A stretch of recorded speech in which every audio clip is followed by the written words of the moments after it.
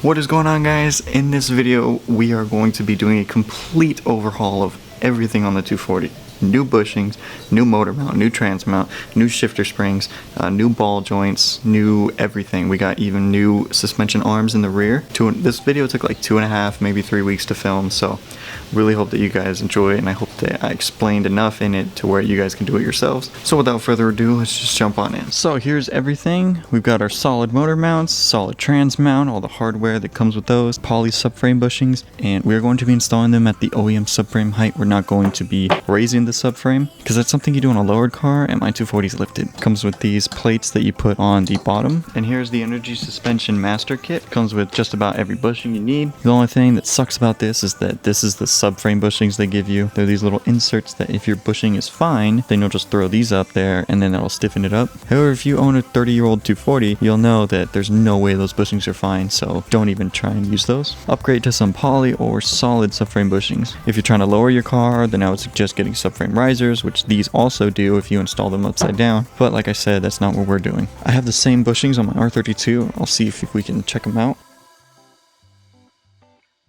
And that got rid of a lot of wheel hop, but my rear shocks are pretty much blown, so we're gonna have to get coilovers to get rid of all of it. But needless to say, I like these. They actually weren't too bad of an install once we got the old bushings out. I'm not looking forward to redoing that with the 240, but it has to be done. And the reason we didn't go solid is because the back order for solid was way worse than the back order for poly. The website was like, this is on back order till the end of April, and the solid ones were back order until further notice. Who knows when that's gonna be, and trying to get the 240 back to 100% so we can take it out to the desert, because I am dying for a desert trip. But it's really hot today. It's in the 90s and I'm not looking forward to that, so I want to get all this done before it gets into the 100s. One last thing before we start, I'm not using everything in this kit. Obviously not using these, but all the sway bar stuff I'm not using, and the steering rack bushings I'm not using because the 240 has no sway bars, and the steering rack bushings were already replaced before I bought it. I didn't know about it until I pulled the motor and power washed the engine bay.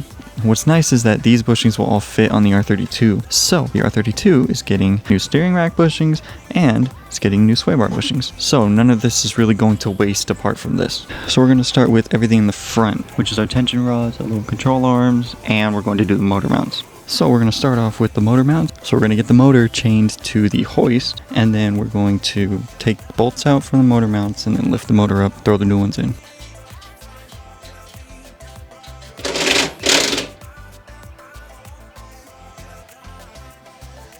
So these mounts actually turned out to be a little bit too tall, so I'm cutting them down with the bandsaw. They were a little bit taller than the other mounts that I had, and this is about the same size as the stock one. So I'm cutting them down with the bandsaw because these are technically for KA and SR20, and I'm using them for an RB with the R32 crossmember. So it's essentially like if I put them in the Skyline. So this is my favorite part about having a bandsaw. Here's our new mount. You can see it's cut, and it's literally perfectly flat. That's what's awesome about having a bandsaw. If you have, like, I think this was like $230 or something like that. It was less than $300, more than $200. You have this and you do a lot of like fabrication and stuff with your car. You make brackets and stuff. I would highly suggest you pick this up. I'll have a link to it in the description. It's just a great time saver. I used to use a grinder all the time, and honestly, I'm not a big fan of the grinder. It just makes a bunch of noise. Sparks go everywhere. This thing, I have a little clamp up there, and then I had to loosen that little bolt right there so it can fall on its own weight. So it's literally just like self-automated. I can go over and work on anything while it's cutting. So I'll have a link in the description. Pick one up for yourselves. You're not going to regret it.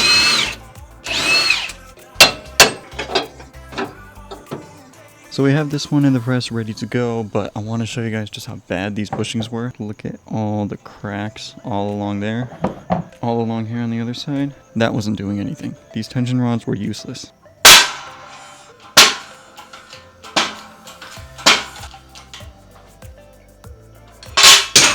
That was so easy. We got the old trash bushings out really quickly. That just made life so easy. The new bushings, the way that they go is you have two of these, this, and then you have this piece. And this is going to go on one side, this piece in the middle, and then this piece on the top. And then this collar just slides in the middle. Take our tension rod, put one side in, and then we're going to have to apply some grease that they supply onto this guy and press it into the actual tension rod, and then we'll put this side on top. So I ended up taking this whole assembly off the car because I'm going to be replacing the ball joint too. I actually just ordered front and rear ball joints for this car. So they're on their way. I think they're going to show up next week, and I'm anticipating this to take quite a while. So we're going to replace them at the same time. But we're also replacing this bushing here. But this is being a little stubborn when I'm trying to get it out. So we're going to see what we can do. Okay, so we're at a stopping point for tonight. We have the motor mounts in. However, because we cut the mounts down, the bolts are now too long and they're not threaded the whole way. So we're actually running out of thread before it's tight. That sucks, but we'll just get new bolts. It's not a big deal. Should have saw that coming. We were taking away the length of the mount. The bolt's not threaded all the way through, so it kind of just makes sense. I'll just get new bolts, not a big deal. And as you guys saw, we finally got that ball joint out. So I need to get some metal because I'm going to clean this up and then we're going to plate this bottom section. We're still going to leave space for these two nuts for the tension rods because we still need to access them. So we'll have a plate that'll stop probably like where my fingertips are, and then we might put a little plate up here too. I'm probably going to leave this on because I'm not drifting, so I don't really need to get maximum steering angle. And I'm going to stick with the stock knuckle. I don't need to modify it or anything. It's gonna be fine. Like I said, we're not a drift car, so don't have to do anything crazy. But I'm glad we at least got these bushings done. They were really easy. So that's where we're going to end it today. I'll see you guys tomorrow. Alright guys, day 2. I actually just got back from getting new bolts for the motor mounts, so we'll have to get that hoist back out. Here are the bolts I got. There's some grade 8. I got some standard ones, the 3/8 because I couldn't find any 10.9 metric ones in this length. So went ahead and got standard hardware, so should be good to go. This is slightly shorter than the solid mount bolts. This is the one for the poly one, and I basically just got it to where it's slightly shorter than that one because this is just slightly too tall. We just don't have enough thread down here, so this should be good. So we have that motor mount in, and I don't know if you guys are gonna be able to see. We also got the one down there. So both motor mounts are in. So what I want to do is I want to start the car up and I want to see how bad the vibration is going to be, because people complain about solid motor mounts vibrating a lot, and straight 6s are extremely well balanced. I'm expecting it to vibrate a little bit, but not be too unbearable, because even with the poly ones, it was like you barely even felt the motor.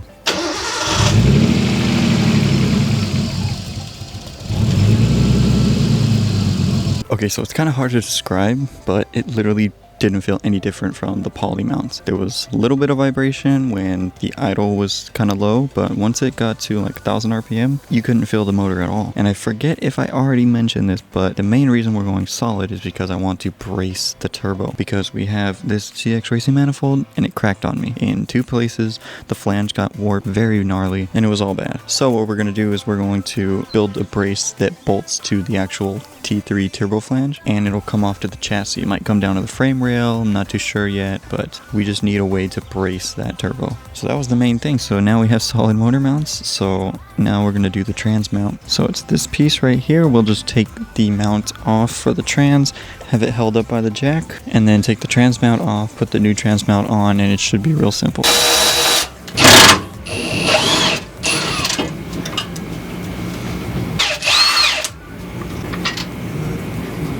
So installing the trans mount's pretty simple. We just put 2 bolts going down there and we tighten them there, and then once we put it up, we will feed this bolt in through here and have it bolt up to the trans. And then we have our 4 mounting holes to the chassis.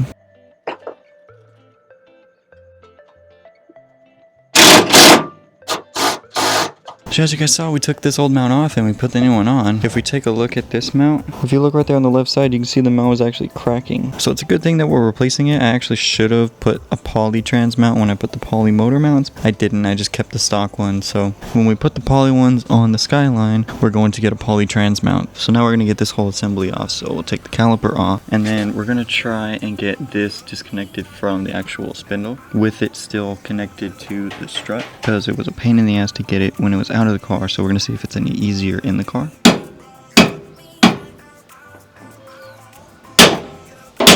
Okay, so we finally got this one off. It was a pain in the ass getting the tie rod out, but we eventually got it. To get this ball joint out, like we got that one out, we just have to remove this snap ring right here, and then we can put it in the press.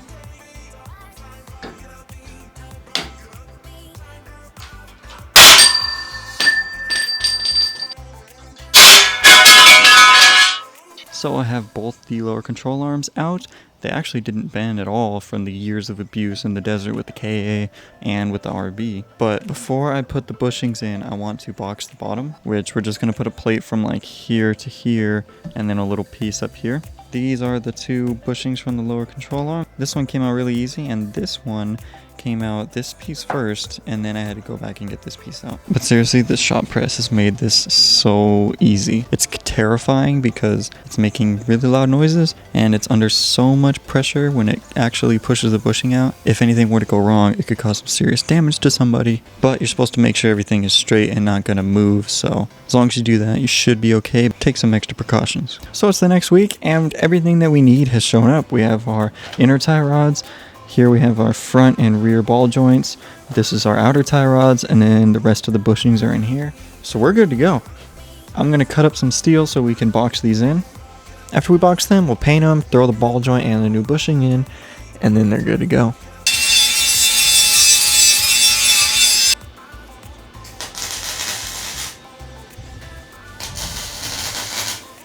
So this is how we're boxing them. We just closed up this section and this section here because we still need to get to these two bolts and the ball joint and the bushing. So we can't close everything off, but we're gonna close off what we can. This looks weird because this piece isn't wide enough, so we're just gonna have it welded and then we'll cut this off. They're essentially the same. This is gonna make it a lot stronger than OEM.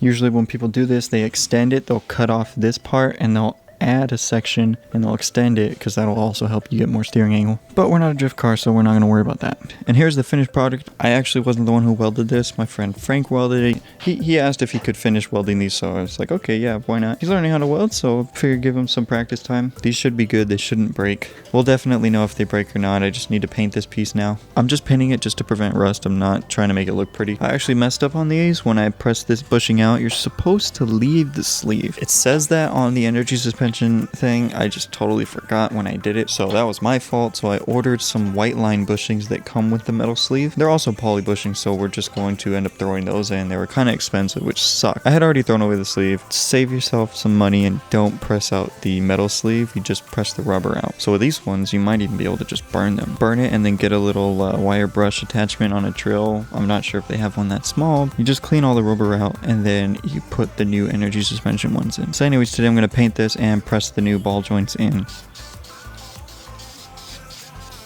So I can't seem to find the footage of when I installed everything on the front end, but we put a new tension rod bushing in. You guys saw that.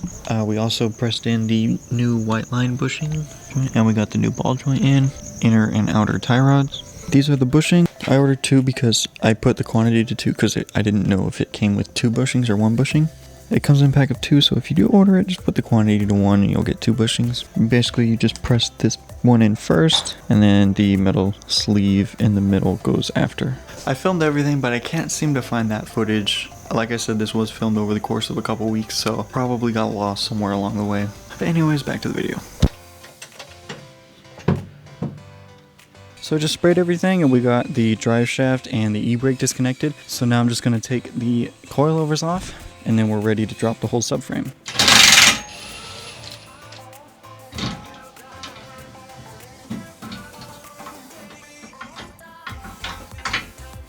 The last thing is we have to take the actual bushings out. 2 up front and then 2 in the back. Alright, go down. It's heavy. Alright.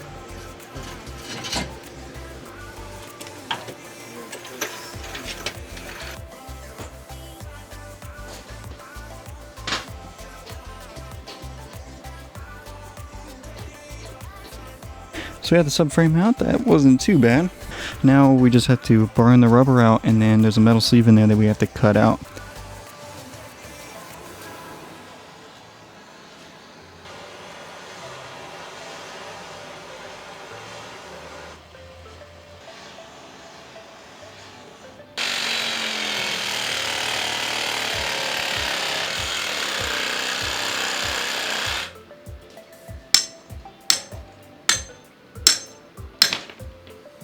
So now we have the inside metal out.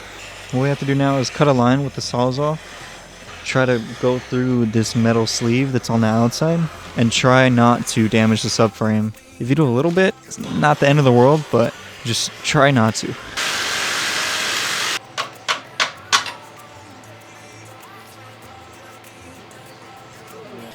Cool, we got one out. It's just chilling in there. And then because we had it close in on itself, it got smaller and then it sort of freed itself, and then we just pulled it out. That went way faster than it usually does. It's usually a bitch, and I'm very, very happy. So now we just got 3 to go. So we now have all 4 out. We cut a little bit on these 2. The other 2 are pretty good. Now we're just gonna throw these in, and we're gonna have this side on the top because we're not trying to raise the subframe. We're trying to keep it at the OEM height. So it's another day and things have just changed. I was having a very hard time trying to get the old bushings out of these arms, and I've decided, you know what, let's just get some new ones. So I have those on the way. We're getting some new Gktech traction rods, rear upper control arm / camber arm, and tow rods. That's the exact same setup that we have on the Skyline, and the 240 needs it more. I was going to reuse these and just press the bushings out, and I tried pressing it out and I actually damaged it a little bit there and there. So I decided, you know what, let's just not try to make these work. Let's just upgrade, it's about time. So we have our subframe just chilling here. Before we tear into the subframe, I want to install these. These are some springs for our transmission. This should get rid of a lot of the slop that the OEM shifter has. This is our old trans for the 240, and the springs go right here. Pop this off, and there's one on each side. We'll take those springs out, put these springs in, and in here is actually new little bolts for it. So this is what it comes with. It comes with these. We just take the old ones off and we'll put these new ones in. And it comes with 3 different spring rates. This is the stiffest pair, this is the second stiffest, and then these are the least stiff. So what we're going to do is take the stiffest ones and we're going to put the least stiff ones inside of them. And then we're going to see how it feels, make sure we can go into every gear, and if it's all good, then we'll keep it like that.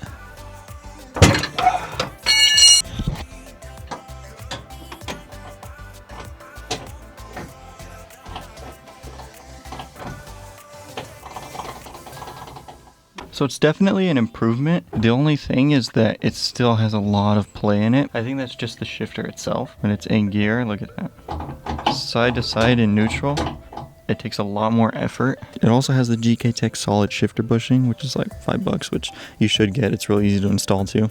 I got on the 240 and the Skyline. On the Skyline, I noticed a difference. On the 240, I really didn't. I think there's just that much play in it. The 240 also doesn't have a short shifter, and the R32 does. This thing really needs a short shifter. But anyways, I just wanted to do that because I've had that for like a few months now, and I just never got around to installing it. So now we can get back to the subframe. We'll just take all the arms off and take the hubs off.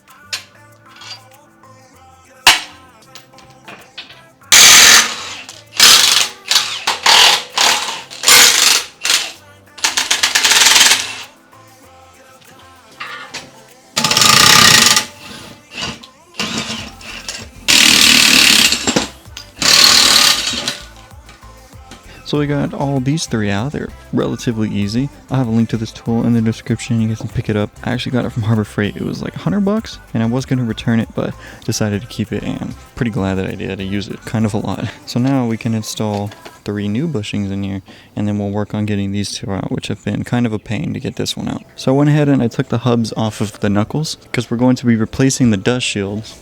I have these dust shields down here. They're for an S14 5-lug, but it's the same size 4-lug for the S13, so we're going to be reusing it. I would replace the wheel bearings, but we're going to go 5-lugs because I kind of don't want to waste money on this because the 5-lug hubs that I've got, I'm going to get new wheel bearings anyways. But I currently want to die because this is being such a pain in the ass. I've tried so much to get this stupid bushing in. I even tried cutting the whole lip off one side, so it should just pop right in. Nope. It's being a pain in the ass. I tried pressing it in with the sleeve in, didn't work. I tried boiling it in hot water because we had to do that when we put bushings in the Skyline. But for some reason, this bushing is being an asshole, and I tried a couple other bushings, same result. What really sucks is I just have 6 bushings to go, 3 on this knuckle, and then 3 on the other knuckle. And then I can start putting everything back together and put the new arms on and get everything back in the car.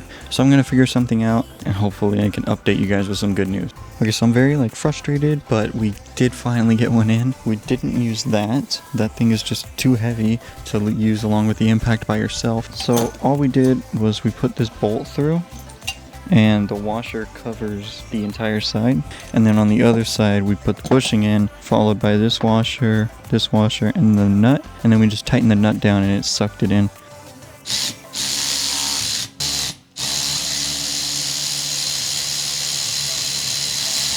So we have both knuckles all done. Such a pain in the ass, but if you use that method with the bolt, it actually works pretty well. And you can also use it to get the sleeve in too, because sometimes it doesn't want to go in. So you just repeat it with the sleeve, and then you're all good to go. So now we can reassemble everything with the new dust shields, and then throw it back on the subframe.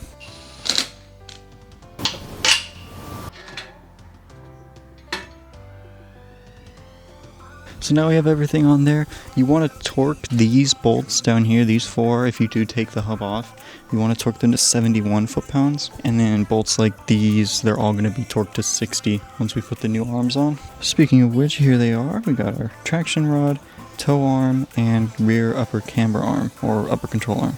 I have the same setup on the Skyline. The tow arms are a little bit different because we had the Hikest Delete with the lockout bar and everything, so they're a little bit different on the Skyline. They're not curved like this. Same difference. Basically what we want to do is get the holes to line up, so we'll measure from this hole to this hole right in the center of each, and then we're going to translate that over to each arm.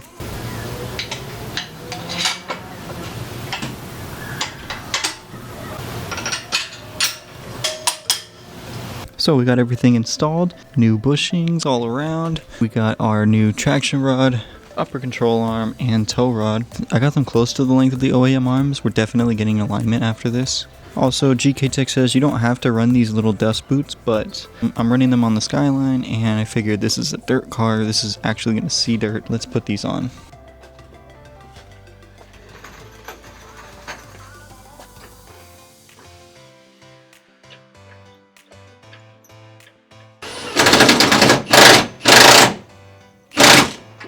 Well, we got the subframe in. Everything's tightened down on it. I still have to put the coilovers in, put the brakes in. I think we're probably going to bleed the brakes too. But it looks so good with the new arms.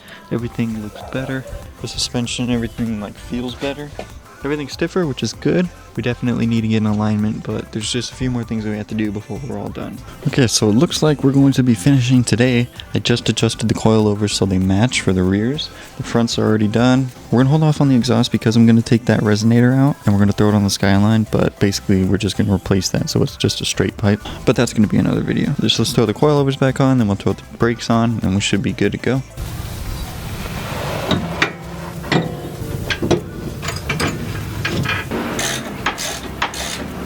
So we got the drive shaft all in, e-brake cables are reconnected, everything's all bolted up and good to go. Our exhaust is just hanging there for now. So it's now safe to say that we have the fronts totally done, as well as the rear. Everything is all back in the car. Yeah guys, so we are finally done. I'm relieved. Like, I've been wanting to finish this for a while. I thought that I could get this done in like 4 days. No, I ended up needing to get more parts, and then a lot of it was waiting for parts. Honestly, we didn't work every single day, but the car's going to be totally different once we get back in the desert. There's more content to come with the 240. Probably not going to do a whole lot more to the Skyline for a little bit. I just want to make sure the 240 is 100% because I feel like that's what's really going to be good for the channel, is more 240 content. So, thank you guys so much for watching. If you guys want to get any of these parts, I'll have a link in the description for them. Also, I got a lot of these parts off of my buddy SoulCal Carbon. His name is Mikey. Hit him up on Instagram, tell him I sent you. He gives you a little bit better pricing if you say that I sent you. So hit him up. He does shipping too, so you don't have to be local. But please leave a like if you did. Comment down below, let me know what kind of content you guys want to see with the 240. There's a lot of things that we can do and a lot of things that we have planned, so stay tuned for that. And then hit that subscribe button. I'll see you guys next time. Peace.